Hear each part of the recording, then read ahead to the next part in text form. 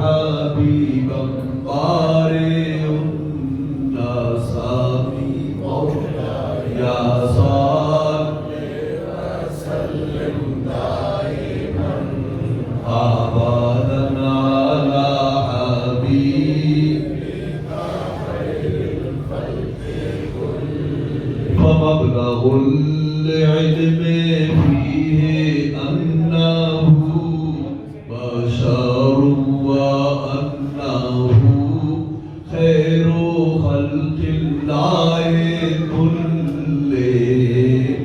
مولاي يا صل وسلم دائما أبدا على حبيبك خير الخلق كلهم وانصب إلى ذاته ما شئت من شرف وانصب إلى قدره ما شئت من عظام مولاي يا صل وسلم دائما أبدا على حبيبك خير الخلق كلهم اللهم صل على سيدنا ومولانا محمد معدن الجود والكرم وآله وبارك وسلم صلاة وسلام عليك يا رسول الله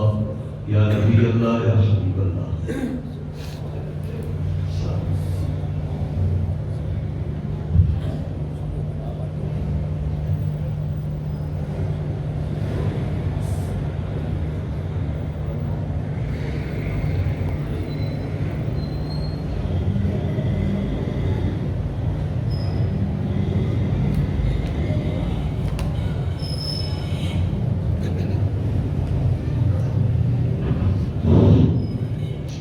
بسم اللہ الرحمن الرحیم کتاب الایمان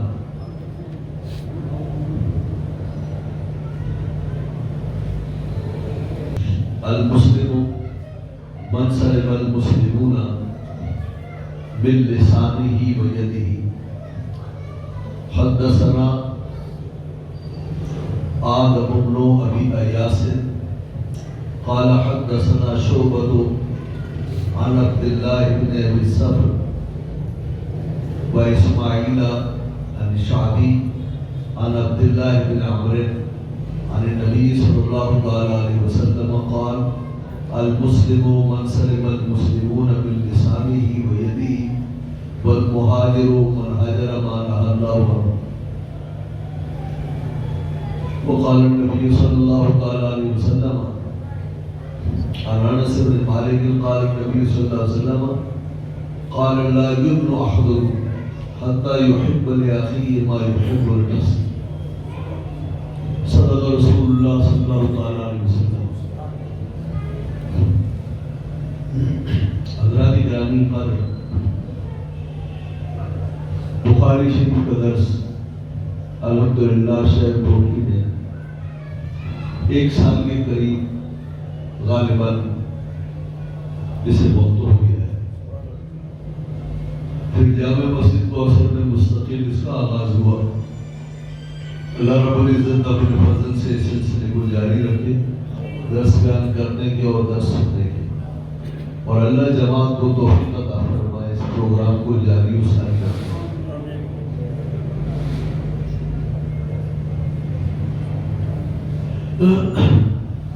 امام بخاری نے رحمہ اللہ نے جس عنوان سے کتاب کا ذکر کیا ہے وہ ہے کتاب الایمان. یہ عنوان ہے, کتاب ایک بڑا عنوان ہے, اس کے نیچے باب کی چھوٹے چھوٹے عنوان ہیں. بڑے عنوانوں میں چھوٹے عنوان اس کے دامن میں موجود ہوتے ہیں. بڑا عنوان ہے کتاب الایمان, ایمان کی کتاب, یعنی بخاری شریف میں وہ احادیث ذکر کی جائیں گی جن کا تعلق ایمان سے ہوگا, اسلام سے ہوگا.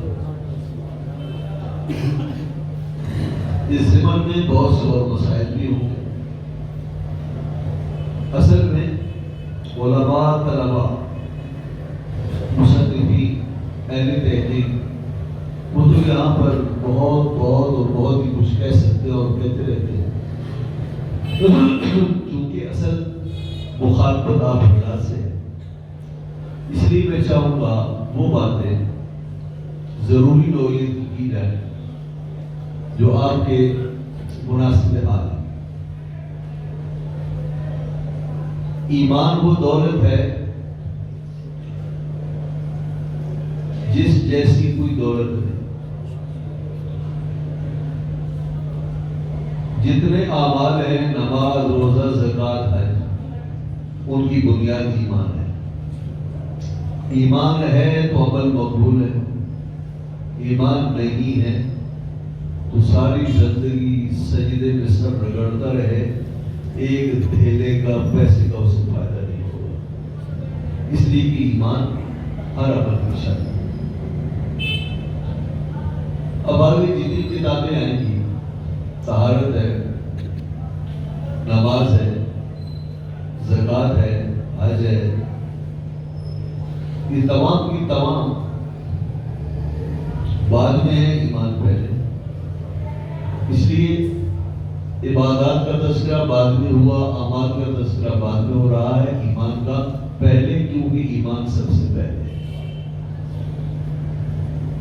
آپ نے دو لفظ سنے ہوں گے، ایمان اور اسلام۔ ایمان اور اسلام، اور ایک لفظ آپ نے سنا ہوگا دین۔ یہ ایمان اور اسلام کیا ہوتا ہے؟ ایمان کہتے ہیں دین کی وہ ضروری اور واضح باتیں جو ہر خاص کو بھی معلوم ہے اور ان عام لوگوں کو بھی معلوم ہے جو علماء کی صحبت میں بیٹھتے ہیں۔ دین کی ضروری باتوں کو نام دیا جاتا ہے ضروریات دین کا۔ دین کی ضروری باتیں کون سی ہیں جس سے ہر عام و خاص آگاہ ہے؟ کون سی باتیں؟ اللہ ہے، اللہ ایک ہے، اللہ کے رسول برحق ہیں، انبیاء برحق ہیں، آسمانی کتابیں حق ہیں، فرشتے حق ہیں، جنت دوزخ حق ہے، قیامت کا برپا ہونا حق ہے، اللہ کے ہاں پیشی جواب دہی برحق ہے۔ یہ وہ باتیں ہیں کہ جسے ہر عام خاص آدمی جانتا ہے۔ ایسی 5 نمازیں پڑھنی ہیں، روزے رکھنے ہیں، زکوٰۃ دینی ہے، حج کرنا ہے، فرائض دین ہے، عام و خاص سب جانتے ہیں۔ داڑھی شریعت میں مشروع ہے، انبیاء کی سنن میں سے ہے، ضروریات دین میں سے۔ تو ضروریات دین کو دل سے ماننا، پھر زبان سے اقرار کرنا، یہ ایمان۔ دین کی ضروری باتوں کا دل سے ماننا، زبان سے اقرار کرنا، یہ ایمان ہے۔ اب آپ یہ بتائیے، یہ جو بچے آتے ہیں نا مسجد میں پڑھنے کے لیے، ہم انہیں ایمان مجمل اور مفصل پڑھاتے ہیں۔ کیا کہتے ہیں؟ آمنت باللہ کما ہو باسمائی و صفاتی وقبلت جمیع احکامی اقرار باللسان و تصدیق بالقلب۔ کیا سنتے ہیں؟ اور ایمان مفصل کیا ہے؟ آمنت باللہ و ملائکتہ و کتبہ و رسلہ والیوم الآخر والقدر خیرہ و شرہ من اللہ تعالی والبعث بعد الموت۔ 7 چیزوں کا ذکر ہے، توجہ ہے۔ آمنت باللہ و ملائکتہ، میں اللہ پر ایمان لایا اور اس کے فرشتوں پر ایمان لایا۔ میں اس کی کتابوں پر ایمان لایا اور اس کے رسولوں پر ایمان لایا، اور میں آخرت کے دن پر ایمان لایا۔ اچھی بری تقدیر اللہ تعالیٰ کی طرف سے ہے، ایمان لایا۔ دوبارہ قبروں سے زندہ ہونا، اللہ کے حضور میں پیش ہونا، اس پر ایمان لایا۔ تو بتایا جائے کہ بتائیے آپ اقرار کر رہے ہیں کہ نہیں؟ آمنت باللہ و ملائکتہ و کتبہ و رسلہ، آپ اقرار کر رہے ہیں۔ یہ زبان سے ہے اقرار، اور زبان سے صرف نہیں کہہ رہے، ہم دل سے بھی مانتے ہیں کہ اللہ ہے، اس کے رسول حق پر ہیں، اس کی کتابیں برحق ہیں، قیامت برحق ہے۔ ہم دل سے ایمان بھی لاتے ہیں، زبان سے اقرار بھی کرتے ہیں، یہ ایمان ہے، وہی ایمان۔ اسلام کیا ہے؟ اسلام ایمان ایک ایسی چیز ہے، کہہ سکتے ہیں ایمان اسلام کہتے ہیں کہ دل میں دین کی ضروری باتوں کا اعتقاد ہو، اس پر ایمان ہو، اس کو مانا جائے، پھر نیک عمل بھی کیے جائیں، نیک عمل بھی کیے جائیں، نیک عمل کیے جائیں بغیر ایمان کے معتبر نہیں۔ تو یہ بتائیں، ہم نے کہا ایمان کہتے ہیں دین کی ضروری باتوں کو ماننا اور زبان سے اقرار کرنا، دل سے ماننا، زبان سے اقرار کرنا۔ اگر ایک آدمی اقرار نہ کرے پھر، یا اس کا الٹ ہو جائے پھر، یہ کافر ہے، مسلمان ہے، وہ کفار بدماشوں کے درجے میں آ گیا، اور وہ کہتے ہیں کہ کہو اللہ رسول کی گالیاں دو، اور وہ نعوذ باللہ مجبور ہو کر جان بچانے کے لیے وہ ایسا کر چکتا ہے، ایسا کر لیتا ہے۔ تو قرآن کریم فرماتا ہے الا من اکرہ وقلبہ مطمئن بالایمان، یہ شخص پر جبر کیا گیا لیکن اس کا دل مطمئن ہے، ایمان پر دل مطمئن ہے، صرف زبان غلط بول رہی ہے، دل میں وہی کچھ ہے جو پہلے تھا، تو اللہ تعالیٰ اسے معاف فرماتا ہے الا من اکرہ وقلبہ مطمئن بالایمان۔ تو دیکھیں یہاں پر اقرار نہیں پایا گیا، تو اقرار اس وقت ضروری ہے جب اقرار جبر مجبوری نہ ہو، اور جب کوئی مجبوری نہ ہو تو زبان سے اقرار لازم ہے۔ اگر زبان سے اقرار نہیں کریں گے، اچھا ایک آدمی ہے، کوئی پوچھتا ہے دل سے سب چیزوں پر ایمان لایا، ایک ہندو ہے، بنیا ہے، ایک کافر ہے، ایک یہودی ہے، وہ ایمان لایا اللہ پر، رسول پر، اور وہ لوگوں کے سامنے اقرار نہیں کرتا کہ میری جان کو خطرہ ہے، وہ اپنے کہیں بیٹھ کر اقرار کرتا ہے وہ مسلمان ہے، وہ مومن ہے۔ لیکن اگر ہمارے ملک میں ہے اور وہ دل سے بھلے ایمان لایا لیکن ہم نے کبھی اقرار سنا نہیں، اور ایمان و اسلام کی کوئی علامت آج تک ہم نے نہیں دیکھی، کیا وہ روزے رکھے، مسجد میں آئے، نماز پڑھے، اذان دے، ہم نے دین کا کوئی کام کرتے ہوئے نہیں دیکھا، لیکن وہ دل سے مسلمان ہے، یہ اللہ جانے، وہ بندہ جانے، تو پھر ہم کیا کریں گے؟ بھئی آپ نے کہا دل سے ایمان ہو، دل سے اعتقاد ہو، دل سے مانے، زبان سے اقرار کرے۔ اگر ایک بنیا ہے، غیر مسلم ہے، پاکستان میں رہتا ہے، ہمارے یہاں رہتا ہے، اور وہ دل سے مسلمان ہو گیا، اس نے قرآن پاک کا مطالعہ کیا، وہ دل سے مسلمان ہوا، لیکن اپنی قوم کی ڈر کی وجہ سے وہ کلمہ نہیں پڑھتا، وہ زبان سے اقرار نہیں کرتا، تو پھر یہ ہوگا اللہ کے ہاں مسلمان قیامت کے دن اٹھے گا، اور اللہ کے ہاں مسلمان ہی کہلائے گا، اور اللہ اسے مسلمان ہی مانے گا۔ رہی ہماری بات، تو بندوں کو غیب کا علم نہیں ہے، اگر وہ کلمہ پڑھتا تو ہم اس کا جنازہ بھی پڑھتے، اسے ہم اپنے قبرستان میں شامل بھی کرتے، مسلمانوں کی لسٹ میں اس کا نام بھی لکھا جاتا۔ اب ہم ایسا نہیں کریں گے، اس لیے کہ بندہ کس چیز کا پابند ہے جو ظاہر میں دیکھے، وہ کلمہ پڑھتا تو ہم مسلمان کہتے، اس نے چونکہ کلمہ نہیں پڑھا، اور وہ چونکہ اس کا تعلق ہے دیوان فیملی سے، ابھی پتہ ہی نہیں ہے، یہ تو اللہ کو معلوم ہے.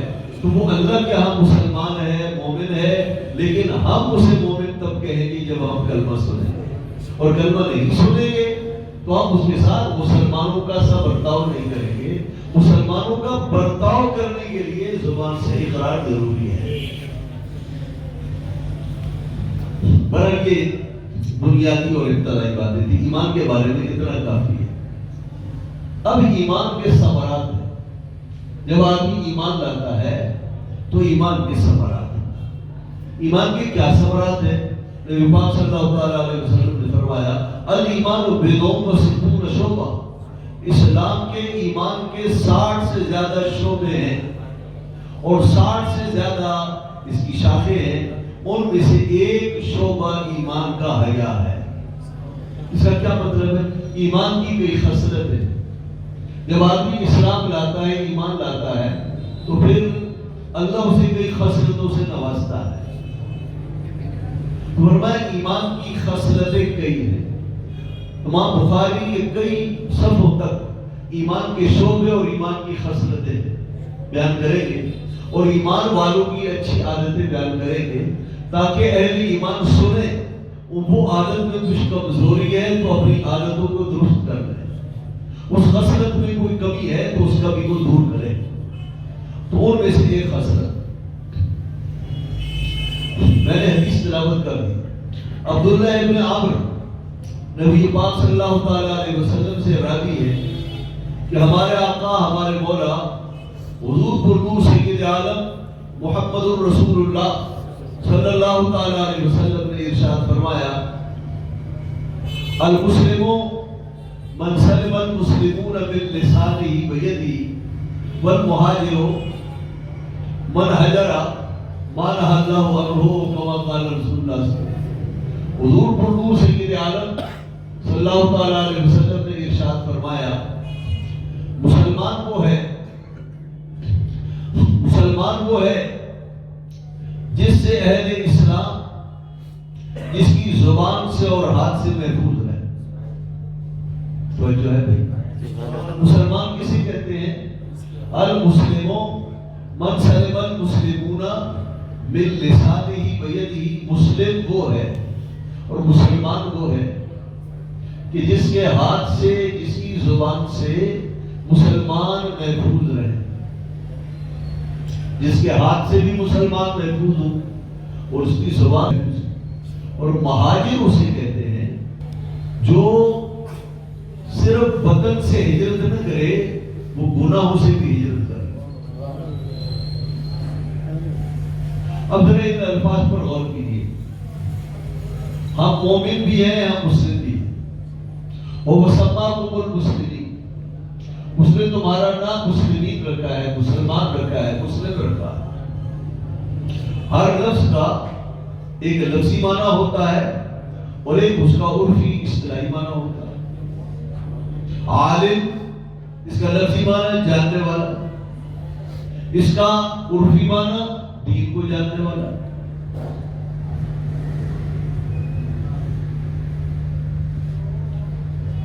تو ہر لفظ کا لفظی لغوی معنی ہے.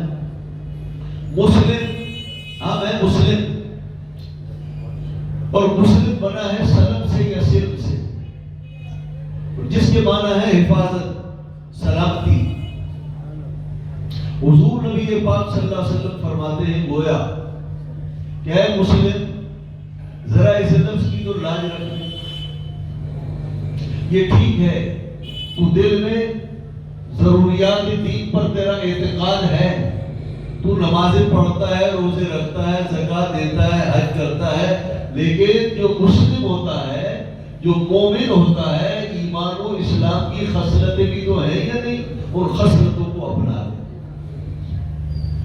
اور دیکھ لے تیرا نام مسلم ہے. اور ذرا لفظ مسلم میں غور کر. مسلم کہتے ہیں جو سلامتی دے.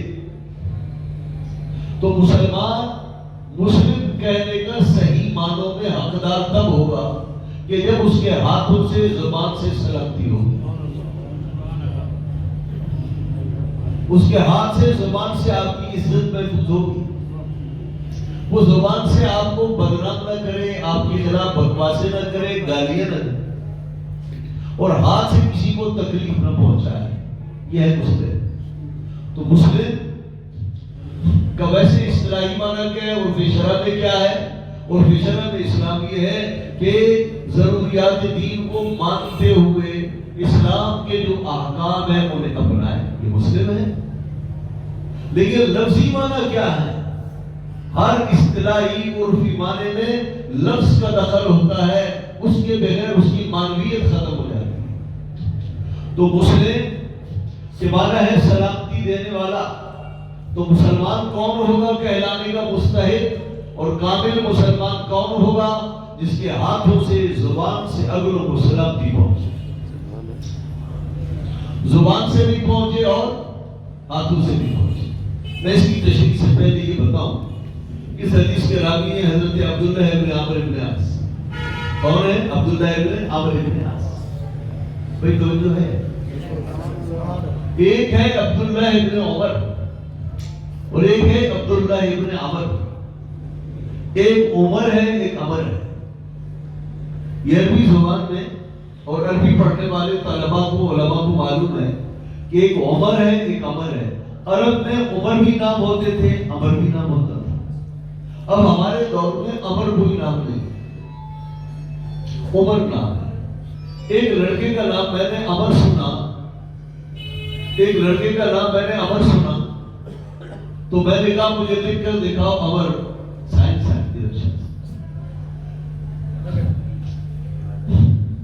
میں نے کہا ذرا عمر لکھ کر دکھاؤ. تو اس نے لکھا الف میم رے، یہ عمر لکھا اس نے. تو میں نے کہا انہوں نے بزرگوں سے نام تو عمر سنا لیکن کو پتہ نہیں ہے.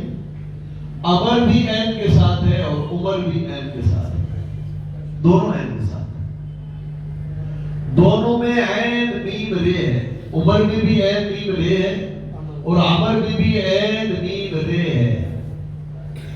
اب عربوں میں چونکہ نام بہت زیادہ تھے اور عربوں کے ہاں زبر زیر پیش لکھنے کا رواج ہی نہیں تھا. یہ تو ہم اناڑیوں کے لیے زبر زیر پیش. عربوں کے ہاں زبر زیر پیش کی کوئی تکی نہیں. حضور نبی پاک صلی اللہ تعالیٰ علیہ وسلم کے خطوط آپ اٹھائیں، آپ کو کہیں زبر زیر پیش نظر نہیں آئے گی، نقطہ بھی نظر نہیں آئے گا. تو عرب کے لوگوں کے ہاں زبر زیر پیشے نہیں. ہمارے ہاں زبر زیر پیشے ہے تو ہم عمر لکھیں گے تو عین کے اوپر پیش لگا دے، عین کے اوپر زبر لگا دے تو عمر بن جائے. اہل عرب کے لیے طریقہ. انہوں نے عمر اور عمر کی پہچان یہ رکھی تھی، عمر کے آگے کچھ نہیں لکھتے تھے، عمر کے آگے واو لکھتے تھے. عمر کے آگے کچھ نہیں لکھتے، صرف عین میم رے. اور عمر کے آگے واو لکھتے تھے لیکن واو پڑھتے نہیں تھے. یہ واو صرف نشانی کے لیے تھا کہ آپ نے اس لفظ کو عمر پڑھنا ہے، عمر نہیں پڑھنا. اب ہمارے ہاں اناڑی لوگ کیا کرتے ہیں، اس کو پڑھتے ہیں امرو، امرو، امرو ایار، استغفر اللہ العظیم. تو عربوں میں اس صحابی کا نام ہے عبداللہ ابن عمر ابن عاص. عمر ابن عاص بہت بڑے صحابی ہیں، قدر ہیں، صحابی ہیں. ان کے بیٹے ہیں عبداللہ، عبداللہ ابن عمر ابن عاص. عبداللہ ابن عمر ابن عاص بڑے زاہد متقی جلیل القدر صاحب. ان کی ایک خاص شان یہ تھی کہ یہ ان قلیل بہت کم عقل صحابہ میں شامل تھے جو حضور کی بارگاہ میں بیٹھ کر لکھ لیا کرتے تھے اور ان جیسا کوئی نہیں لکھتا تھا. نبی پاک صلی اللہ علیہ وسلم کی ہر بات لکھتے تھے. حضور جلال میں ہیں تو بھی لکھ رہے ہیں. سید عالم صلی اللہ علیہ وسلم نے کوئی بات ہنسی مذاق کی فرمائی، اس کو بھی لکھ لیا. ناراضگی کے جملے ہیں وہ بھی لکھ لیے. اور آپ کی طبیعت مبارکہ نارمل ہے تو بھی لکھ لیا. تو آپ کا طریقہ کار یہ تھا کہ آپ کتاب لے کر بیٹھ جاتے تھے، کاغذ لے کر بیٹھ جاتے، لکھتے رہتے تھے، جو حضور فرماتے لکھ لیتے تھے. حضرت ابو ہریرہ یاد کرتے تھے، حدیثیں یہ لکھتے تھے. معلوم یہ ہوا حضور نبی پاک صلی اللہ تعالیٰ علیہ وسلم کی تعلیمات صرف سینوں میں محفوظ ہوں ایسا نہیں ہے، سینے میں بھی محفوظ تھی اور کچھ لوگ کتاب میں بھی محفوظ کرتے تھے. تو آپ کتاب میں محفوظ کرتے. ابو ہریرہ کو اپنے حق سے پر اعتماد تھا، اللہ نے خدا داد حافظہ خاص حافظہ انہیں ملا تھا. تو حضرت ابو ہریرہ یاد کرتے تھے، یہ لکھتے تھے.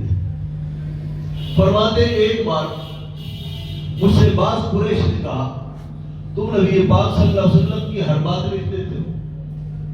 حضور بھی انسان ہے اور کبھی جلال میں ہوتے ہیں، کبھی آپ ہنسی مذاق فرماتے ہیں، خوش طبع فرماتے ہیں، خوش طبی فرماتے ہیں، کبھی ناراضگی کی حالت میں ہوتے ہیں، کبھی خوش ہوتے ہیں. ہر بات ہر آدمی کے لکھنے کے قابل نہیں ہوتی. آدمی کسی دانشور کی بات اس وقت لکھتا ہے کہ جب وہ نارمل حالت ہو. فرمانے لگے میں بہت پریشان ہو گیا کہ اس نے کیا کہہ دیا، اور اگر اس نے ٹھیک کہہ دیا تو وہ جو اب تک میں نے لکھا ہے اس کا کیا ہوگا. فرماتے ہوئے پریشانی کی حالت میں حضور کے سامنے بیٹھ گیا.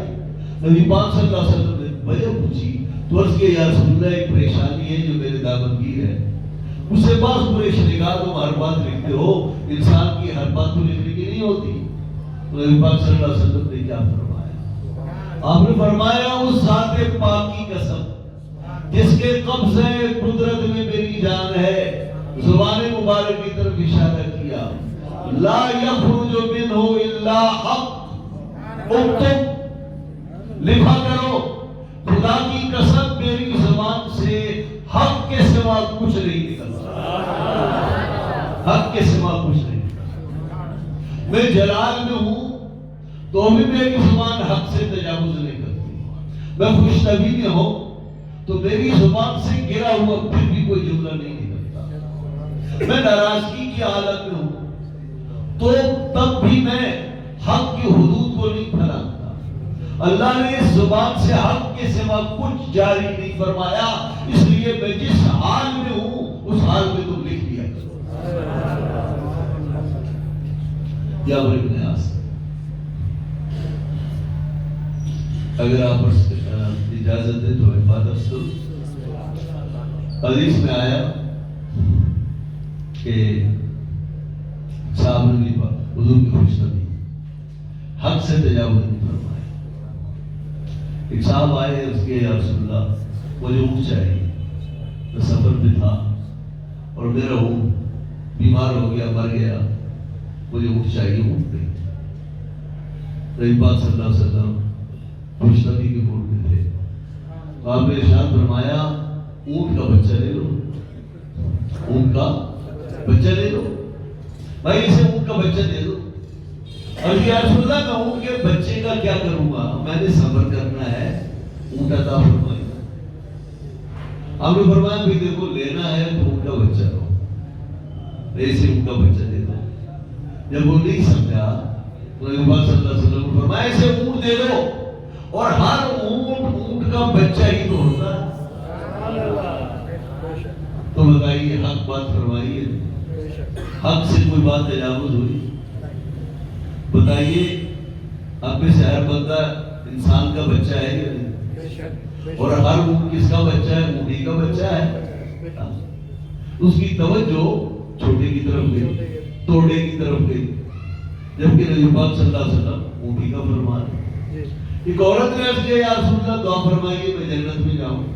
تو آپ نے فرمایا کوئی بوڑھی جنت میں نہیں جائے گی، کوئی بڑھیا جنت میں نہیں جائے گی. پریشان ہو گئی. جب زیادہ پریشان ہوئی تو حضور نے فرمایا تم جنت میں جاؤ گی لیکن بوڑھی ہو کر نہیں، جوان ہو کر جاؤ. تو بتائیے آپ نے جو خوشخبری فرمائی کیا حق سے متجاوز ہے؟ حق سے متجاوز.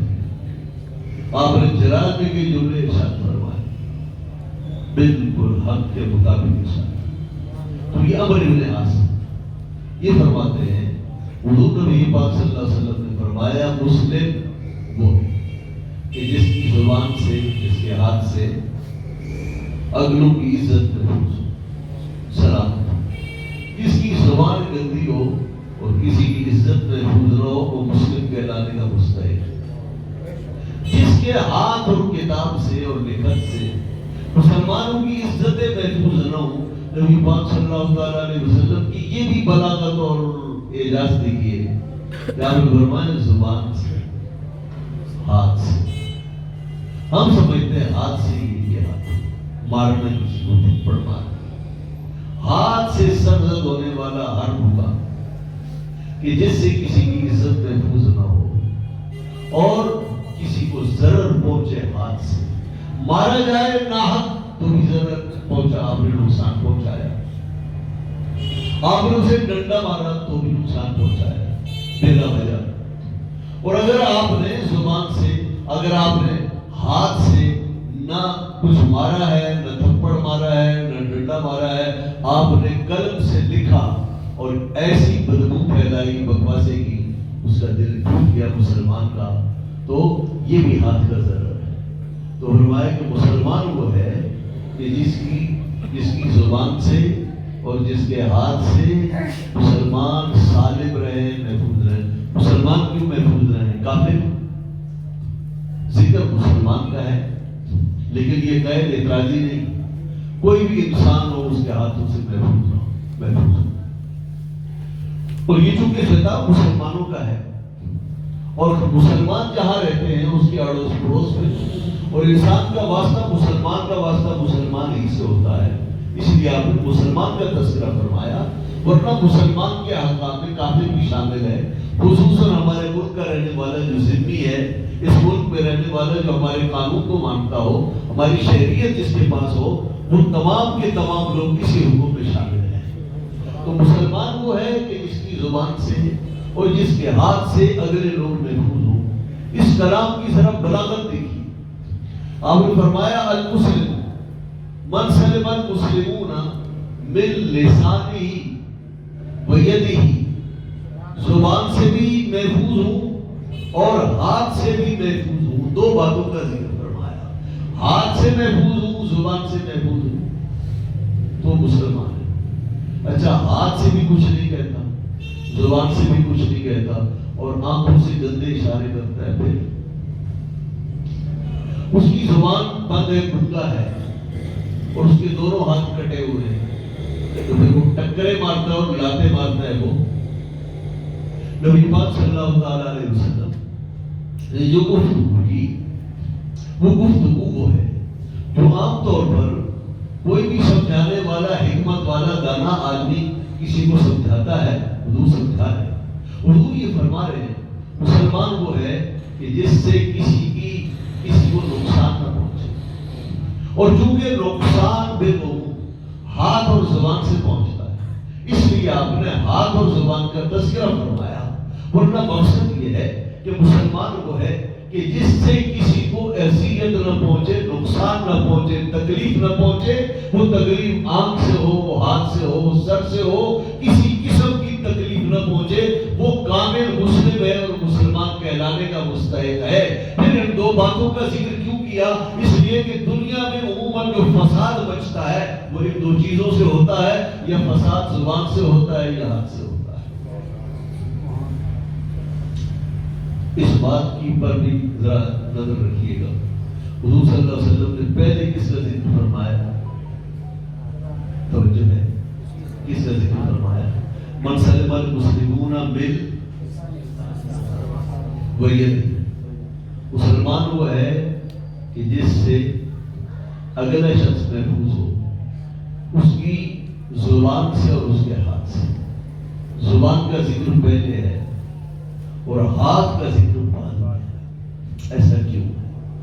دونوں فرمایا مسلم وہ ہے کہ جس کے ہاتھ، جس کی زبان سے اگلا شخص محفوظ ہو اور جس کے ہاتھ سے اگلا شخص محفوظ ہو۔ زبان کا ذکر پہلے ہے، ہاتھ کا بعد میں، اس لیے کہ زبان کا استعمال ہاتھ سے ہمیشہ زیادہ ہوتا ہے۔ زبان کا استعمال ہاتھ سے ہمیشہ زیادہ ہوتا ہے، اور لڑنے والے جب لڑائی کرتے ہیں، کسی کو نقصان پہنچاتے ہیں، ہاتھ کا نقصان بہت کم ہے، زبان کا نقصان بہت زیادہ ہے۔ ہاتھ کب چلتا ہے؟ ہاتھ تب چلتا ہے جب زبان کی باتیں ختم ہو جائیں، اس کے بعد ہاتھ کی باری آتی ہے۔ اور ہاتھ کا استعمال کون کرتا ہے؟ طاقتور۔ اور زبان کا استعمال طاقتور بھی کرتا ہے، کمزور بھی کرتا ہے۔ اور ہر ہاتھ ہفائی سے پہلے زبان کے فساد آتے ہیں، اس کے بعد پھر ہاتھ اٹھتا ہے اور گریبان تک پہنچتا ہے۔ تو حضور فرماتے ہیں زبان کو پہلے کنٹرول کرو۔ زبان کو کنٹرول کرو گے تو پھر ہاتھ بھی کنٹرول میں آ جائے گا۔ اس لیے زبان کا ذکر پہلے ہے اور ہاتھ کا ذکر بعد میں ہے۔ دوسری بات یہ ہے کہ آپ نے سنا شاگرد آپ کو کہتا ہے استاد کو، بیٹا باپ کو کہتا ہے میرا باپ مجھے جو 2 جوتے مار دیتا، اس میں کوئی حرج کی بات نہیں، لیکن میرے استاد نے باپ نے جو مجھے گالیاں دی ہیں یہ میں نہیں بھولوں گا۔ تو اس کے معنی کیا ہے؟ زبان سے بھی زخم لگتے ہیں، ہاتھ کے بھی زخم ہوتے ہیں، لیکن ہاتھ کے زخم جلدی مٹ جاتے ہیں اور زبان کے زخم دل میں لگتے ہیں اور زیادہ گہرے ہوتے ہیں۔ جراحت السنان لا التیاب ولا یلتام ما جراحت لسان، زبان کے زخم مل جاتے ہیں، ہاتھ کے زخم مل جاتے ہیں، لیکن جو زبان ہے اس کے زخم نہیں ملتے۔ تو اس لیے زبان یہ فصاحت بلاغت کی کلام کا اعجاز ہے حضور کا۔ پہلے زبان کا ذکر فرمایا، پھر ہاتھ کا ذکر۔ تو یہ ہے مسلمان۔ اب آپ غور فرمائیے، ایک ہے مسلمان، مسلم، اور نام کیا اللہ نے ہمارا رکھا؟ بولے مسلم۔ اور جب ہم کسی کو ملتے ہیں تو اسلام نے ہمیں کیا چیز دی ہے؟ تحفے میں سلام دیا ہے، مسلم کو سلام دیا ہے اور مسلم کو اسلام دیا ہے۔ اسلام بھی مسلم کے لیے تحفہ ہے اور سلام بھی مسلم کے لیے تحفہ ہے۔ اور مسلم وہ ہوتا ہے جو سلامتی کی سوغاتیں پہنچائے، محبت کی خوشبوئیں بسائے، جس کی سلامتی کے پیغامات عام ہوں، جس سے ہر کوئی سالم رہے، اس کو اذیت نہ پہنچائے، اسے نقصان تکلیف نہ پہنچائے۔ اور پھر اللہ نے مسلم کو، اسلام والے کو سلام بھی عطا فرمایا۔ یہ سلام اس لیے ہے کہ مسلمان کسی کو نقصان پہنچائے بہت بری بات ہے۔ تو اللہ اور اس کے رسول نے کیا کہا؟ جب تم آپس میں ملو تو کہو السلام علیکم۔ کیا کہو؟ اور السلام علیکم کی کیا معنی ہے؟ تم پر سلام کرو۔ اور مسلم کا معنی سلامتی دینے والا۔ اور مسلم کون ہوتا ہے؟ جس کی زبان سے بھی سلامتی ہو اور جس کے ہاتھ سے بھی سلامتی ہو، پھر زبان سے وہ اقرار کر کے کہتا ہے السلام علیکم، آپ پر سلام ہو، گویا وہ معاہدہ کرتا ہے آج کے بعد مجھ سے آپ کو کوئی تکلیف نہیں پہنچے گی۔ السلام علیکم کی کیا معنی ہے؟ آج کے بعد مجھ سے آپ کو کوئی تکلیف نہیں پہنچے گی۔ اور جواب میں آپ کیا کہتے ہیں؟ وعلیکم السلام۔ اس کے معنی کیا ہے؟ بھائی اگر تیری طرف سے سلامتی ہے تو میری طرف سے بھی پیغام سلامتی کا ہے۔ گویا دونوں کی طرف سے یہ معاہدہ ہو گیا۔ سلام کرنے والا معاہدہ کرتا ہے کہ آج کے بعد تجھے مجھ سے تکلیف نہیں ہوگی، اور جواب دینے والا کہتا ہے کہ میری طرف سے بھی یہی پیغام محبت ہے، میرے ہاتھوں اور زبان سے بھی تجھے کوئی تکلیف نہیں پہنچے۔ تو پھر مسلمان سلام بھی کرتا ہے اور زبان سے مسلم بھی کہلاتا ہے، لیکن اس کے باوجود کسی کو چھوڑتا نہیں، کسی کی زمین نہیں چھوڑتا، کسی کی عزت نہیں چھوڑتا، نہ پڑوس والے کو چھوڑتا ہے، نہ بازار والے کو چھوڑتا ہے، نہ محلے والے کو چھوڑتا ہے۔ جی یہ کیسا مسلم ہے؟ اس کے معنی یہ ہوئے کہ ہم باشعور مسلمان نہیں، ہم رسمی مسلمان ہیں۔ ماں باپ نے کہا کہ سلام کہا کرو، بیٹا بولو السلام علیکم، اسے یہ نہیں پڑھایا کہ السلام علیکم کا تقاضا کیا ہے، اسے یہ نہیں پڑھایا کہ السلام علیکم کی معنویت کیا ہے، اسے یہ نہیں بتایا کہ السلام علیکم کہتا کیا ہے، السلام علیکم کا پیغام کیا ہے۔ یہ باپ ماں بھائی اپنے چھوٹوں کو نہیں بتاتے۔ یہ اسکول کا ٹیچر مولوی صاحب مسجد میں اپنے بچوں کو سمجھاتے نہیں ہیں کہ السلام علیکم رسم نہیں ہے، یہ رسمی جملے نہیں ہیں، بلکہ یہ محبت کا پیغام ہے. اس پیغام محبت کو سمجھنے کی کوشش کرو. اور ہمارے ہاں زبانی جمع خرچ بہت کیا کہتے ہیں؟ اللہ اکبر. اس کے معنی کیا ہے؟ اللہ بڑا ہے، بڑا اللہ ہی ہے. اور پھر ہم چھپ جاتے ہیں بڑوں کے سامنے، ہم اس کو بڑا مانتے ہیں. اور جس کو ہم بڑا مان رہے ہیں نماز میں، اس کے احکامات پیچھے وڈیرے کے احکام آگے. تو پھر اللہ اکبر کہنا رسم ہوا یا نہیں ہوا؟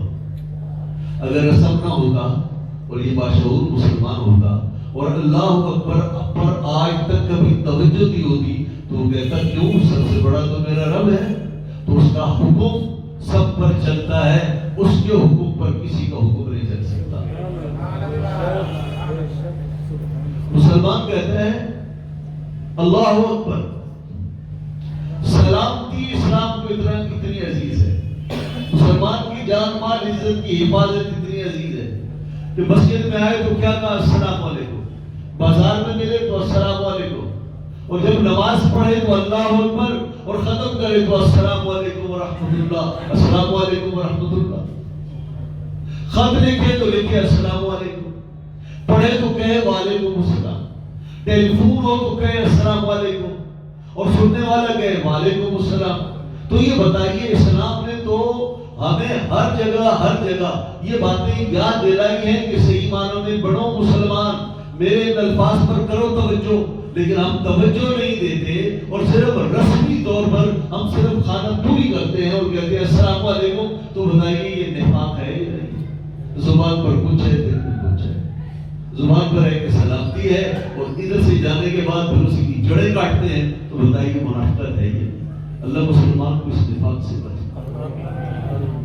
تو السلام علیکم. اور آپ اللہ کا شکر کیجیے اور ہم کو اللہ کا شکر ادا کرنا چاہیے کہ اللہ نے دین دیا تو اسلام، اور تحیہ اور تعظیم کے الفاظ دیے تو السلام علیکم. اور السلام علیکم میں کس بات کا ذکر ہے؟ معاہدہ ہے کہ آج کے بعد مجھ سے تجھے کوئی تکلیف نہیں پہنچے. اگر مسلمان اس سلام کی حقیقت کو سمجھے تو پھر کسی کو کسی سے کبھی کوئی تکلیف نہ پہنچے. باتیں سمجھ میں آ رہی ہیں؟ اور سلام اللہ کے ناموں میں سے ایک نام ہے.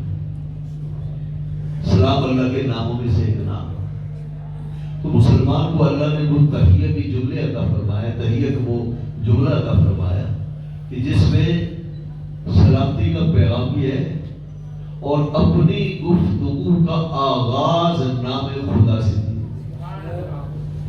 تو السلام علیکم صرف دعائیہ جملہ نہیں، السلام علیکم عہد و پیمان نہیں، بلکہ السلام علیکم میں اللہ کا ذکر بھی ہے. سلام کی دو پر سلام. تو حضرت محترم یہ فرمایا گیا مسلمان وہ ہے کہ جس کی ہاتھ سے، جس کی زبان سے دوسرا شخص نہ پوچھے. میں اس کی مثال دیتا ہوں. صحابی حضرت ابو ذر غفاری رضی اللہ عنہ، حضرت ابو ذر غفاری رضی اللہ عنہ. جب ان کا تذکرہ آئے گا تو ہم تفصیل سے عرض کریں گے. تو ابو ذر غفاری کی شکایت حضرت بلال نے حضور کی بارگاہ میں. حضرت بلال نے نبی پاک صلی اللہ علیہ وسلم کی خدمت میں حضرت ابو ذر کی شکایت کی اور کیا کہا؟ یا رسول اللہ انہوں نے مجھے ماں کی گالی دی ہے. کس کی گالی دی ہے؟ وہ آپ کہو گے صحابہ کرام گالیاں دیتے تھے اور ماں کی گالی، ماں کی گالیاں ہم دیں تو ہمارے لیے بڑی باعث شرم بات ہے. تو صحابہ کرام جو حضور کی صحبت میں بیٹھتے تھے وہ ماں کی گالی کیسے دیتے تھے؟ اس کی وضاحت ضروری ہے. ماں کی گالی کے معنی یہ ہے ماں کو برا بھلا کہا ہے، ماں کو برا بھلا کہا ہے. اچھا ماں کو برا بھلا کیسے کہا ہے؟ وہ یہ کہا تھا یبن سودا. کیا کہا؟ یبن سودا، اور کالی کے بیٹے. یہ ہے ماں کی گالی. بتائیے ہماری زبان میں اس کو گالی کہے گا تو کالی کے بیٹے کہا جائے گا، ٹھیک نہیں ہے، لیکن کسی کے پاس جاؤ جیسا وہ کہہ رہا ہے تو رکھ دو اس کا ایسا ہی. لیکن جس ہستی کی بارگاہ میں وہ صحابہ کرام علیہ الرضوان رہتے تھے، اس ہستی کا جو مقام تھا، پھر صحبت کی وجہ سے اللہ نے ان کا جو مقام بلند کیا ہے، ان کے مقام کی شایع نشان نہیں کہ ایسے جو بلند ہو رہے، اس لیے اسے گالی سے تعبیر کیا ہے. حضرت سیدنا ابو ذر نے حضرت بلال کی ماں کے بارے میں کہا، یہ ابن سودا نبی پاک صلی اللہ علیہ وسلم کو جلال آیا، نبی پاک صلی اللہ علیہ وسلم کو غصہ آیا، فرمایا اچھا اس کی ماں کالی ہے؟ تو یہ بتا میری دو مائیں ہیں، ایک میری ماں وہ ہے جس نے مجھے جنا ہے آمنہ، وہ تو گوری چٹی تھی، لیکن ایک میری جو ماں ہے جس نے مجھے دودھ پلایا ہے وہ کون تھی؟ صہیبہ کے علاوہ ایک اور نہیں، جو ام ایمن. کون بولا ام ایمن کا؟ کس نے؟ حضرت ام ایمن. فرمایا ایک میری ماں وہ ہے ام ایمن، اور ایک میری ماں یہ ہے، وہ کالی تھی یہ گوری ہے. تو کیا ماں کا رنگ کا کچھ ہو جانا، کالا ہونا، یہ کسی کے اختیار میں ہے؟ اس سے تم کسی کو ہار دلاتے ہو؟ تو آپ نے فرمایا انت امرؤ فیک جاہلیہ، تم ایک ایسے شخص ہو جس میں جاہلیت کی بو ہے، جس میں جاہلیت کے جراثیم ہیں.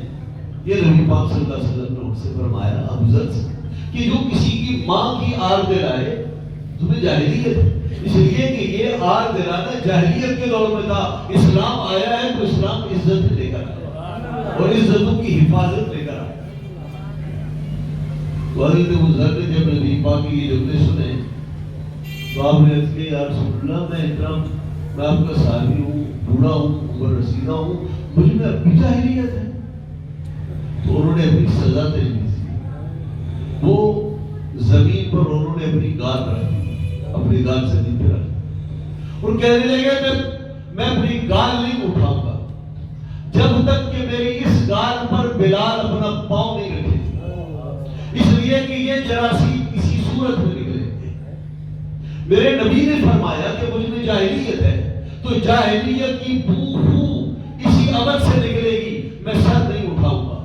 بہت کہا حضرت بلال نے میں نے معاف کر، فرمایا نہیں یہ کرنا پڑے گا. تو انہوں نے اپنی سزا خود تجویز کی. حضرت بلال نے ذرا سے پاؤں رکھا اور اٹھایا، پھر نبی پاک صلی اللہ علیہ وسلم نے انہیں سمجھایا. آپ نے فرمایا دیکھو یہ جو غلام ہے تمہارے بھائی ہیں اور اللہ نے انہیں تمہارے ہاتھوں میں دیا ہے، اگر اللہ چاہتا تو الٹ ہو سکتا تھا. لہذا ان کے ساتھ زیادتی مت کیا کرو، ظلم مت کیا کرو، جیسا کھاؤ ویسا کھلاؤ اور جیسا خود پہنو انہیں بھی پہناؤ. کوئی توجہ ہے؟ فرمایا کہ جیسا خود کھاؤ ایسا انہیں کھلاؤ اور جیسا پہنو ویسا انہیں پہناؤ.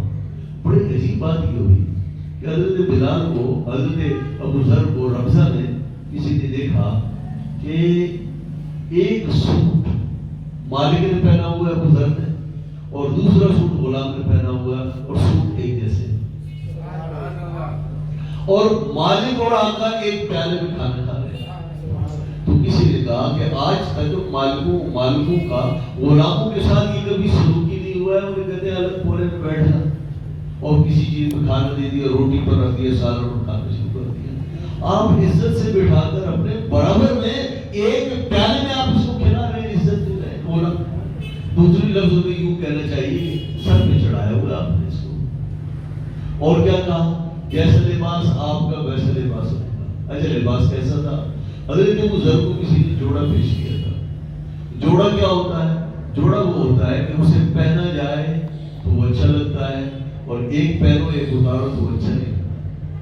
اب یہ سوٹ آپ نے پہنا ہے، اب میں نے یہ کرتا پہنا ہے، اس کرتے کے نیچے میں لال شلوار پہنوں تو بڑا عجیب لگے گا.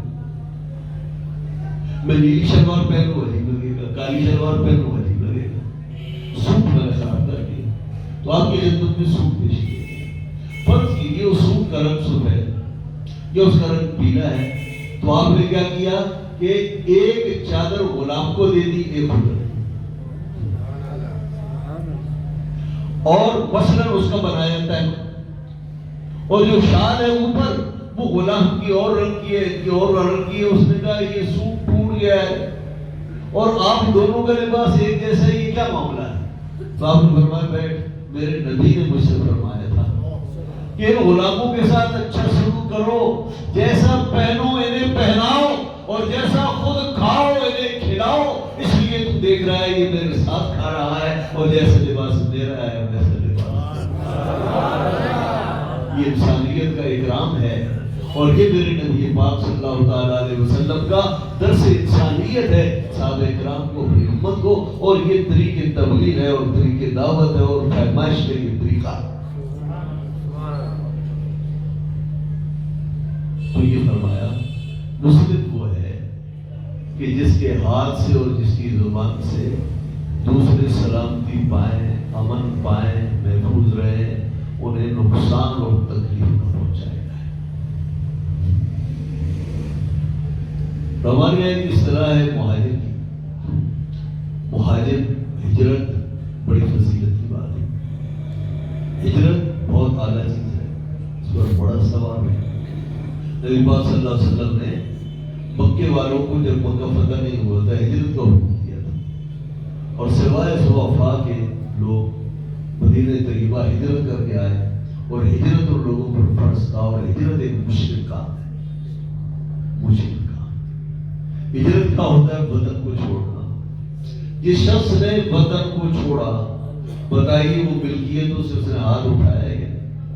کاروبار تھا اس سے ہاتھ اٹھا دیا، دکان تھی، ملکیت تھی جی، کاروبار تھا، رشتہ دار تھے، جو زمینیں تھی اس کی سب سے ہاتھ اٹھا دیا. اب جس ملک اور شہر میں جا رہا ہے نہ عزیز ہے، نہ قارب ہے، نہ ملکیت ہے، نہ یہاں پر تجارت ہے. یہ آج کے دن جیسے کوئی بندہ کہیں پیدا ہو جائے تو زندگی کی ابتدا کرتا ہے، اس طرح ابتدا کر رہا تھا اور معلوم نہیں آئندہ اس کے ساتھ کیا ہوگا. کاروبار چھوڑ دینا، اپنی جائیدادیں چھوڑ دینا، مکان کو چھوڑ دینا. تو بتائیے رہائش کا مسئلہ ہوگا یا نہیں ہوگا، کاروبار کا ہوگا یا نہیں ہوگا، بچوں کے کھانے پینے کا ہوگا یا نہیں ہوگا، ان کی حفاظت، ان کی عزت، کتنے مسئلے اٹھیں گے اگر کوئی آدمی ہجرت کر کے جائے. تو آپ اندازہ لگائیے صحابہ کرام علیہ الرضوان نے نبی پاک صلی اللہ علیہ وسلم کو اور اپنے بچوں کو، اپنی جانوں کو، اپنے مالوں کو کیسے قربان کیا. ہجرت کرنا کوئی آسان کام نہیں. تو ہجرت کی بڑی فضیلت ہے. تو نبی پاک صلی اللہ علیہ وسلم کو یہ فرما رہے ہیں مسلم تجھے چاہیے، لفظ مسلم کی لاج رکھ. مہاجر تجھے بھی چاہیے، ہجرت کے لفظ کی لاج رکھ. اس لیے کہ ہجرت کہتے ہیں چھوڑنے کو اور مہاجر کہتے ہیں چھوڑنے والے کو. مہاجر صرف وہ نہیں ہوتا جو وطن کو چھوڑ دے، حقیقی مہاجر وہ ہوتا ہے جو گناہوں کو چھوڑ دے. یہ نبی پاک صلی اللہ علیہ وسلم کی تربیت کا انداز ہے. تو آپ نے فرمایا مسلم اسے کہتے ہیں اور مومن اسے کہتے ہیں. ایک حدیث اور ہے، میں اس کا مضمون مکمل کر پاؤں یا نہیں کر پاؤں چونکہ 1 گھنٹے کا ہوتا ہے تاکہ آپ لوگ بھی بور نہ ہوں. اس حدیث کو میں نے تلاوت کیا. اس حدیث کے راوی حضرت انس بن مالک. کون ہے؟ انس بن مالک. اس حدیث کا تبرکاً ترجمہ ہو جائے اصول پڑھ کر کے فرمایا لا یؤمن احدکم، تم میں سے کوئی مومن نہیں ہوگا، حتی یحب، یہاں تک کہ وہ پسند کرے، لأخیہ، اپنے بھائی کے لیے، ما یحب لنفسہ، اس چیز کو جو اپنے لیے پسند کرتا ہے.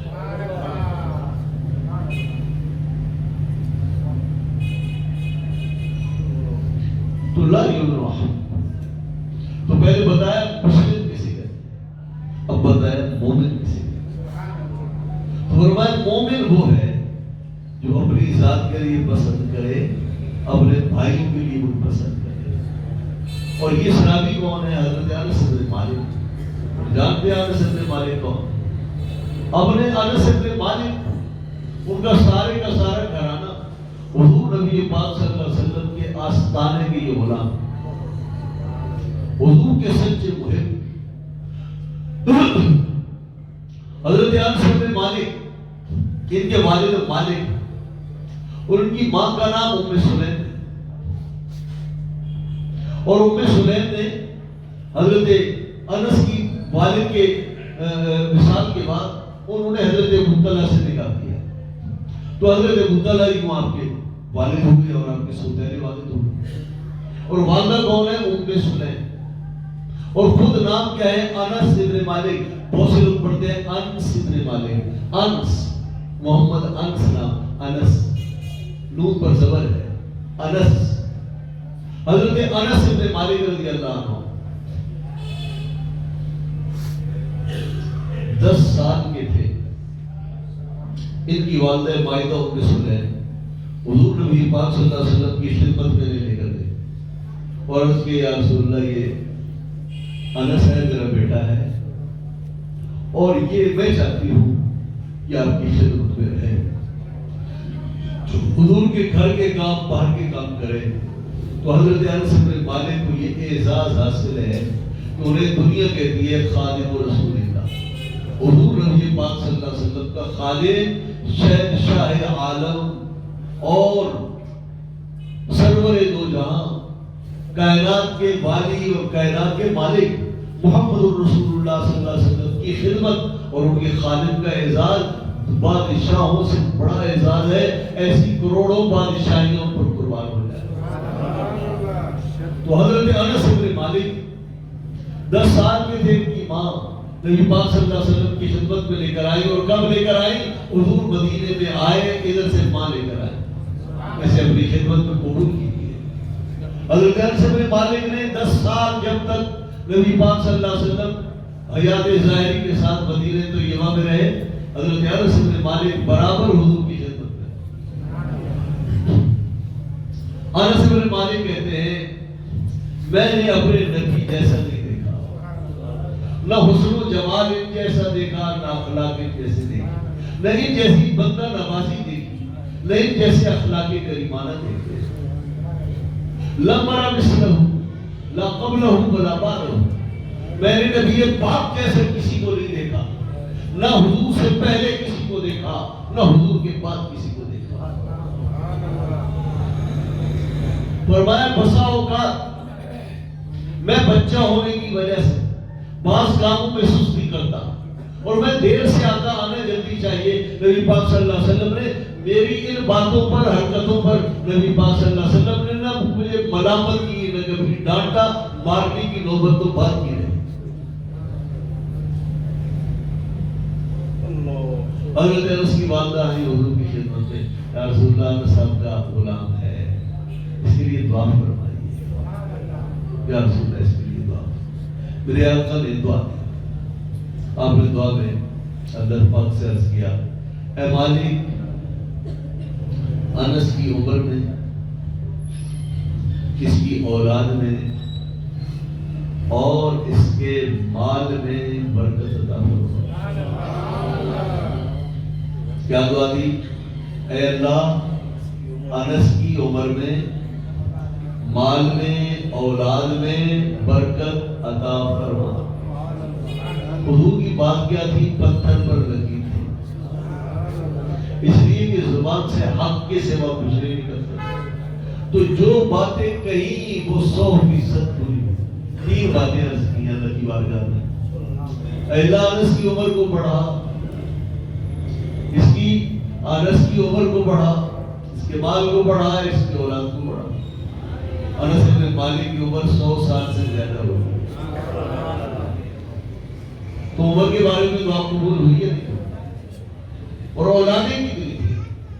حضرت انس بن مالک فرماتے ہیں میری وہ سلمی اولادیں جو فوت ہو گئی، میں نے دفن کی، وہ بھی سینکڑوں کی تعداد میں تھی. اور میری جو اولاد ہے جو میری آنکھوں کے سامنے تھی، ان کی تعداد 80 کے قریب تھی. کیا 80 کے قریب تھی. اور ماشاءاللہ ایک صحابی ہے جن کے بچے پورا لشکر. اور فرمایا جہاں تک کے تعلق ہے میرے مال کا، تو فرمایا مال کے تعلق کا عالم یہ ہے مدینہ طیبہ میں ہر باغ سال میں 1 بار پھل لاتا ہے. میرے رسول کی دعا کی برکت سے میرا باغ 2 بار پھل لاتا ہے. سبحان اللہ. یہ حضرت انس بن مالک نبی پاک صلی اللہ علیہ وسلم نے یہ اعزازات بخشے. میں نے پہلے اس صحابی کا تذکرہ کیا، عبداللہ ابن عمر ابن عاص، اور یہ کون ہے؟ انس بن مالک۔ لیکن تجربہ یہ ہے کہ آپ مہینے کے بعد آتا ہوں بھول جائیں گے، پھر پوچھوں گا تو کچھ یاد نہیں ہوگا، اللہ کرے یاد ہے۔ تو انس بن مالک حضور کے خادم خاص، ان سے پوچھا گیا نبی پاک صلی اللہ علیہ وسلم کے ہاتھ اور ذرا جسم مبارک کے بارے میں آپ کیا جانتے ہیں؟ فرمایا ما مسست العبادۃ ولا حريرا الين من كف رسول الله صلی اللہ علیہ وسلم ولا شربت مسكا ولا عنبرا اطيب من رائحة النبي صلی اللہ علیہ وسلم۔ حضرت انس فرماتے ہیں، اور حضرت انس سے اس لیے پوچھا گیا کہ آپ تو ہر وقت حضور کے پاس رہتے تھے، حضور سے مصافحہ کرتے تھے، حضور کے بدن کی خوشبو سونگتے تھے، بتائیے حضور کیسے تھے؟ فرمایا کہ ان کے ہاتھوں کے ہتھیلیوں کا عالم یہ ہے، میں نے اعلیٰ سے اعلیٰ ریشم میں وہ نرمی اور گداز محسوس نہیں کیا جو میں نے اپنے نبی کے ہاتھ کے ہتھیلیوں میں محسوس کیا۔ اور فرمایا میں نے عنبر اور کستوری میں وہ خوشبو اور مہک محسوس نہیں کی جو میں نے اپنے نبی کے بدن سے بہنے والے پسینے میں محسوس کیا، اور حضور کے بدن سے جو خوشبو کیا نصیب۔ ان کی ماں کون ہے؟ ام سلیم۔ ام سلیم، اور ام سلیم کا اعزاز یہ ہے کہ حضور کے پر نگاہ کرم، اور سید عالم صلی اللہ علیہ وسلم کئی بار ایسا ہوتا کہ دوپہر کو وہاں کھانا کھاتے اور اس کے بعد پھر قیلولہ فرماتے، آرام فرماتے۔ عرب کے لوگ نیرن کھاتے تھے کہ دوپہر کا جو کھانا ہے 2 بجے 3 بجے کا، یہ ہمارے یہاں جو فضولیات ہیں وہ نہیں تھی، یہ 9 10 بجے 11 بجے جو کھانا ہوتا ہے، جو سندھ میں آج سے 40 سال پہلے ہوتا تھا، یا بہت ٹھیک دیہاتوں میں آج بھی ہوگا، نیرن، یہ صحابہ کرام نیرن کرتے تھے۔ اس کو متغدی بھی کہتے ہیں، اس کو ناشتہ بھی کہتے ہیں۔ تو نبی پاک صلی اللہ علیہ وسلم دوپہر کا کھانا کھاتے ہوئی نیرن، اور پھر آپ ان کے گھر میں قیلولہ فرماتے تھے۔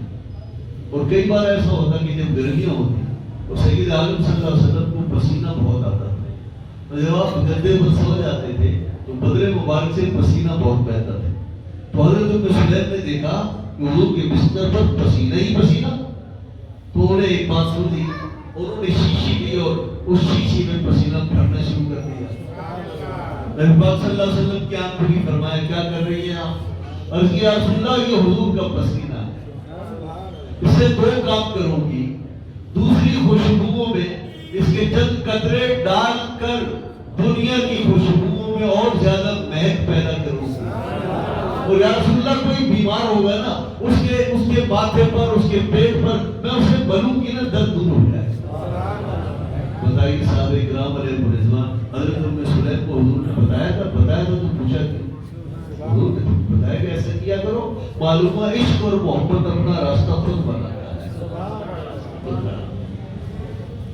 تو حضرت ام سلیم کو سمجھا اور خوب سمجھا، اور انہوں نے پسینہ جمع کیا۔ اب یہاں 2 باتیں ہیں، ایک یہ کہ ہم نے تو کبھی نہیں دیکھا کہ بستر پر آدمی سو جائے، پسینہ بہت نکلے تو اتنا نکلتا ہے کہ شیشی بھرنا شروع ہو جائے۔ کیوں بھائی آپ بھی سنتے ہو نا، تو گدا سب کچھ پی نہیں جاتا، تو نبی پاک صلی اللہ علیہ وسلم جس بستر پر آرام فرما ہوں گے وہ بستر کو آپ کا پسینہ جذب کر لے گا نا، تو پھر بتائیے پھر وہاں پر شیشی میں بھرنے کا کہاں سے سوال ہوا؟ تو یہ سمجھیے حضور کا بستر کیسا ہوتا ہے۔ نبی پاک صلی اللہ علیہ وسلم کا بستر، اور ان گھروں میں زیادہ تر بستر چمڑے کے ہوتے تھے۔ کیا ہوتے تھے؟ چمڑے کے۔ کسی زمانے میں یہ جو دھنار تھے یہ اپنے ساتھ جو ہے وہ چمڑے کی چھوٹی مشق لے کر جاتے تھے، اس کو کیا کہتے ہیں؟ کھلی کہتے ہیں، کھلی لے کر جاتے تھے، اور اسے درخت کے ساتھ لٹکا دیتے تھے، ہوا چلتی تھی، وہ ٹھنڈا پانی جیسے جو کھڑا ہوتا ہے، کھڑے کا جو پانی ہوتا ہے اس سے زیادہ ٹھنڈا پانی آپ نے بھی ہے، آج بھی ہے، لیکن شاید بہت کم ہوگا۔ وہ جو کھلی ہے نا، اگر کسی نے دیکھی ہے جتنی پرانی ہوگی اس کے اوپر سے وہ چکنی ہوتی جائے گی، چکنی ہوتی جائے گی اور بالکل پلاسٹک کی طرح ہو جائے گی.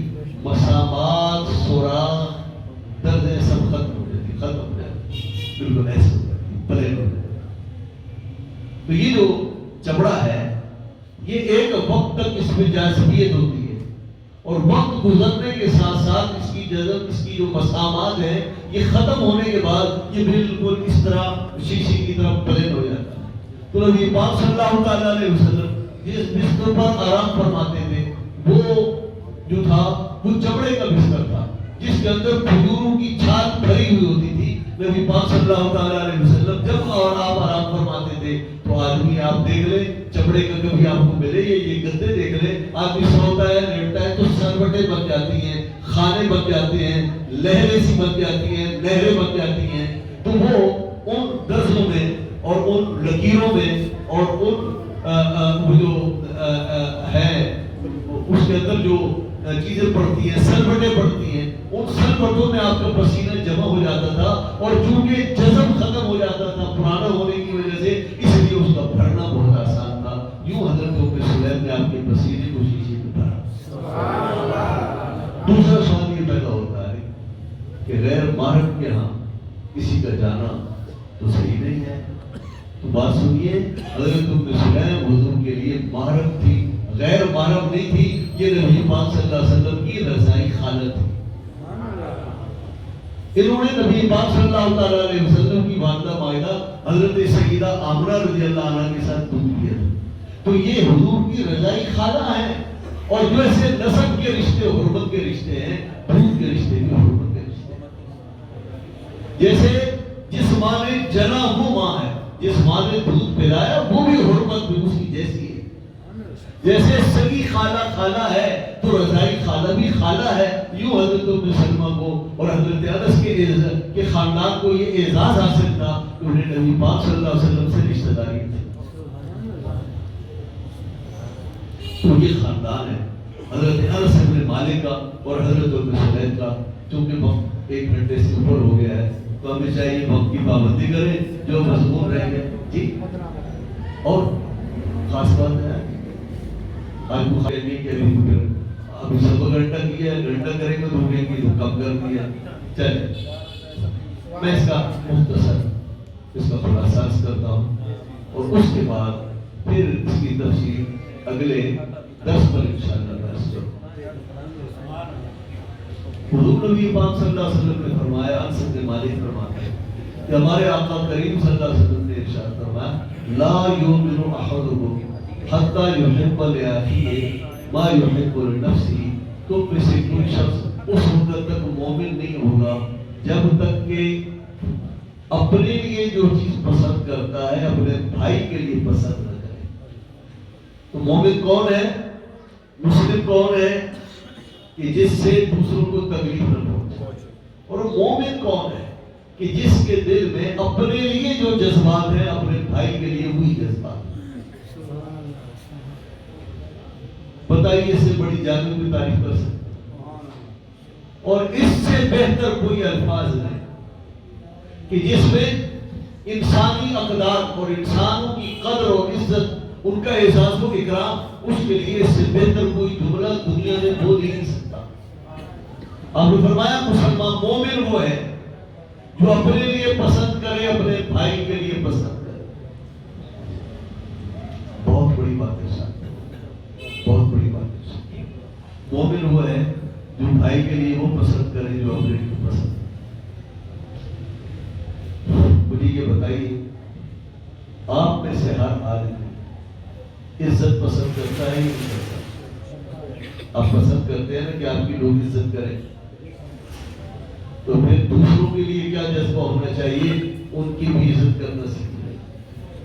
جیسے آپ کو یہ پسند ہے کہ آپ کی عزت ہو تو آپ کے دل میں یہ بھی ہونا چاہیے، آپ کو یہ بھی پسند ہونا چاہیے کہ آنے والے لوگوں کی میں عزت کروں.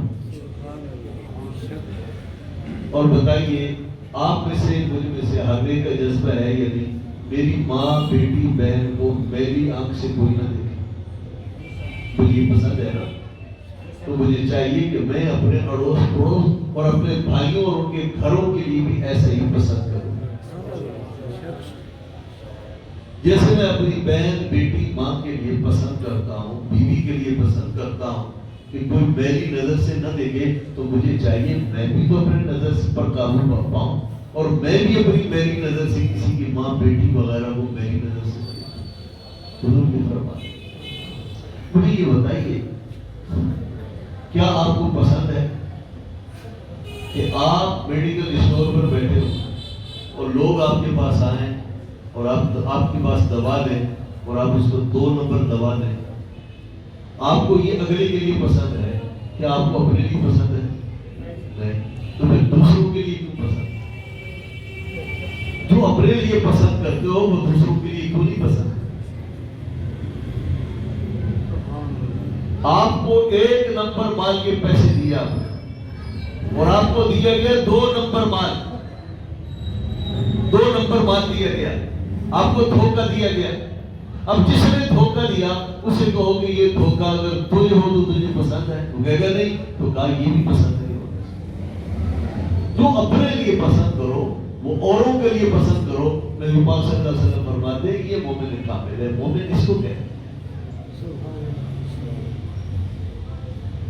مسلمان اس سلسلے میں بڑی گراوٹ کے شکار ہوتے ہیں، بہت گراوٹ کے شکار۔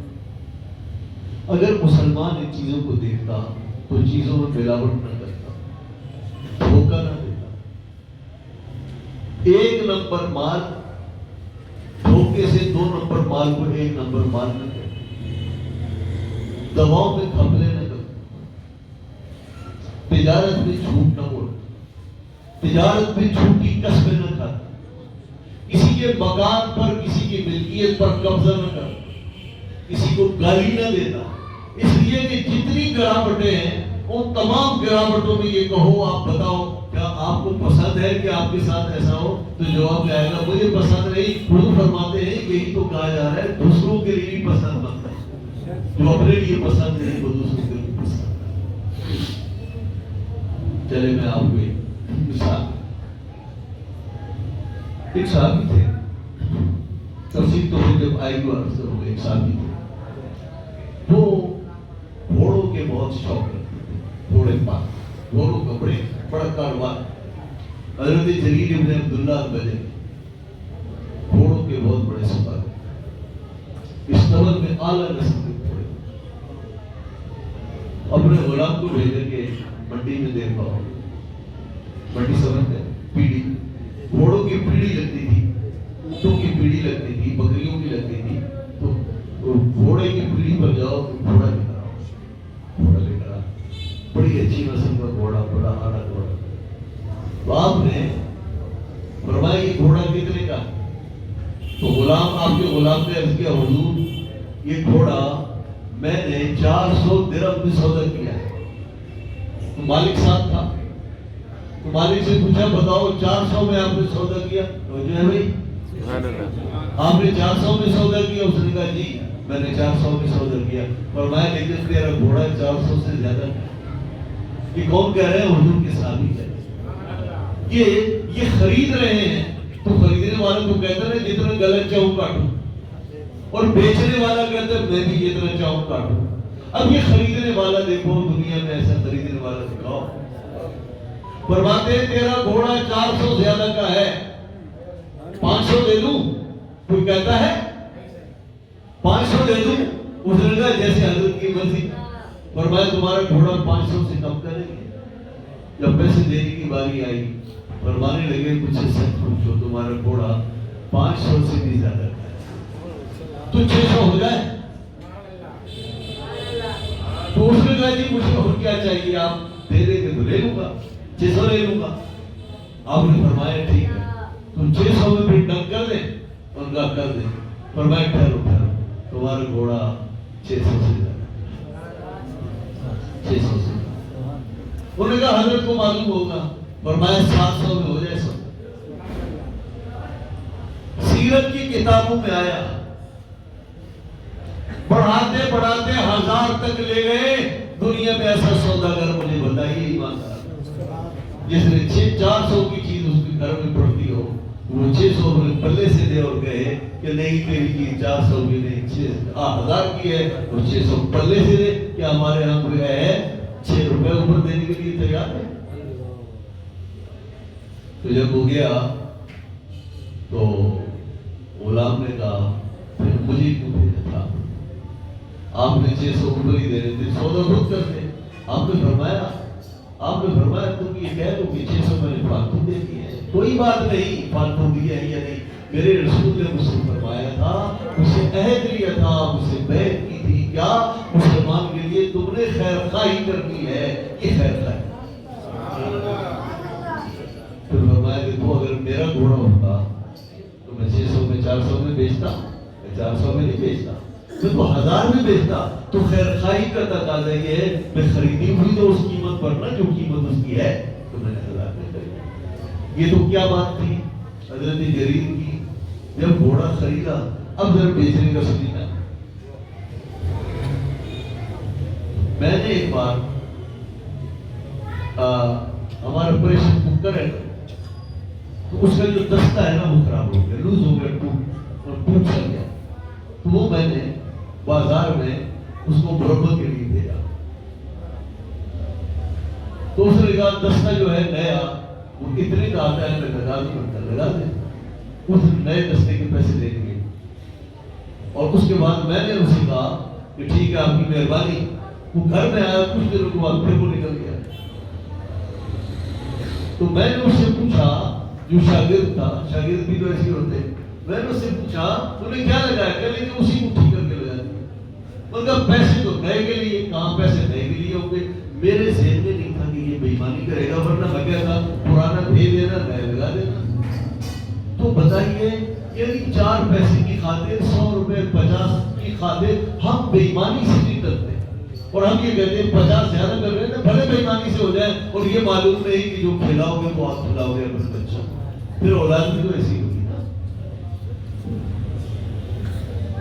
یہ ہے ہماری خریداری اور ہمارا بیچنا. اب اس بزرگ کی خریداری ایسی تھی, اب سنیے اس کا بیچنا کیسا ہے. کیونکہ آپ سوداگر تھے, تاجر تھے بڑے, گھوڑوں کے آپ کے پاس لوگ آتے ہیں, ایک صاحب آئے کہنے کہ حضور یہ جو آپ کا گھوڑا ہے یہ ہمیشہ گھوڑ دوڑ میں پہلے نمبر پر آتا ہے, یہ میں نے آپ سے خریدا. یہ گھوڑا اس کا آپ بتائیے, قیمت بتائیے. اب ایمانداری کی بات سنیے. ہمارے یہاں ایبوں پر تو پردے ڈالے جاتے ہیں, کچھ ایسی چیز ہوگی تو پر وہ چٹ لگا دے, وہ چیز لگا دے, خوبصورت بنا دے. ہم ایب چھپاتے ہیں, پوچھا جائے تو کہا جاتا ہے خود دیکھ لو بھائی, یہ دیکھو میں ذمہ دار کے اوپر پتا ہوتا ہے اس کے اندر کیا ہے. تو اس نے ایب کی بات کی, اس نے کہا حضور یہ بتائیے یہ گھوڑا کتنے کا ہے. آپ نے فرمایا قیمت بعد میں پوچھنا, پہلے اس کے ایب سن لو. میرے بھائیوں کیا سن لو, اس کے ایب سن لو. اس نے کہا ایب بتائیے کیا. فرمایا ایب یہ ہے کہ پہلے نمبر پر آتا تھا, 1 مہینہ پہلے اس کو ٹھوکر لگی اور یہ گر گیا, اور گرنے سے اس کے پاؤں پر چوٹ آئی ہے, اس گھٹنے پر چوٹ آئی ہے, اس کا نشان اب بھی موجود ہے. تو یہ پہلے کی طرح نہیں کھاتا, یہ گر گیا, اس کو ٹھوکر لگی گرا ہے, اور اس کو چوٹ لگی ہے, زخم بھی آیا ہے. دیکھیں اس نے دیکھا تو آپ نے فرمایا اب بتا. اس نے کہا السلام علیکم. آپ نے فرمایا کوئی بات. تو غلام نے کہا لوگوں کو اور ایک بتاؤ, تو آپ سے کون مال خریدے گا. فرمایا بھلے نہ خریدے, میں رسول اللہ سے بتادی نہیں کر سکتا, میرے نبی نے مجھ سے فرمایا تھا مسلمانوں کے ساتھ خیر خواہی کے ساتھ. اگر میں کسی سے مال خریدوں گا تو مجھے خوشی ہوگی, اور میں چاہوں گا مجھے عیب بتایا جائے, تو پھر خیر خواہی کا جذبہ ہی ہے, میں بھی تو مال کا عیب بتاؤں. تو اللہ نے ایسا کر دے, ایسا نبی کرے, 1% بھی ایسا کر دے تو بھی معاشرے کے اندر بڑی نیکی اور بڑا اچھا معاشرہ بنے گا, نیک وقت معاشرہ بنے گا, بڑی برکتیں ڈالیں. تو حضرات محترم, یہ ہمارے نبی پاک صلی اللہ تعالیٰ علیہ وسلم جو اعلیٰ مکارم اخلاق لے کر آئے ہیں, ان کا ایک نمونہ ہے جو میں نے آپ کے سامنے پیش کیا ہے. انشاءاللہ علیہ اس پر اللہ نے چاہا تو مزید گفتگو ہوگی, بلکہ اب ہو چکی ہے. سورج صاحب نے کہا کہ سورج گفتگو کر دی ہے. اللہ رب العزت قبول فرمائے. لیکن آپ سے گزارش یہ ہے، دیکھیں آپ آئے ہیں، اس وقت مسجد بھری ہوئی ہے، اور کوئی آنے والا آئے گا تو دقت اور تکلیف سے بیٹھے گا. مجھے یہ بتائیے آپ اخیر میں آتے ہیں، پہلے کیوں نہیں آتے؟ آپ کو پہلے آنا چاہیے. یہ ٹھیک ہے لنگر آپ کھائیں گے اور لنگر بھی برکت کی چیز ہے، لیکن یہ جو کچھ آپ سن رہے ہیں لنگر اس سے زیادہ برکت ہے، یہ زیادہ برکت ہے. اگر لنگر چھوٹ جائے تو آپ کے دل میں تھوڑا سا ہو یا لنگر کھا لیتا، اس کا افسوس کیوں نہیں ہوتا جو لنگر سے زیادہ اہم ہے کہ یہ جو ہم نے اتنا کچھ سبق رہ گیا ہمارا ہم نہیں پڑھ سکے کہ اس کا بھی آپ کو افسوس ہوتا، اس کا افسوس ہوتا. آپ ہندی سے پڑھ رہے ہیں، یہ نبی پاک صلی اللہ علیہ وسلم کی تعلیمات پڑھ رہے ہیں جو سونے کے پانی سے لکھنے کے قابل ہے، اور دنیا کا کوئی دانا وہ باتیں نہیں کہہ سکتے جو ہمارے نبی کے ساتھ. تو دانائی کی یہ باتیں آپ سنتے ہیں، پھر آپ دیر کرتے ہیں. اپنی عادت بدلیے، اپنے اندر اچھی عادت پیدا کیجیے، نماز یا عشاء کی پڑھے، اور اگر کوئی مجبوری ہے تو عشاء کے بعد درس جب ہو جائے تو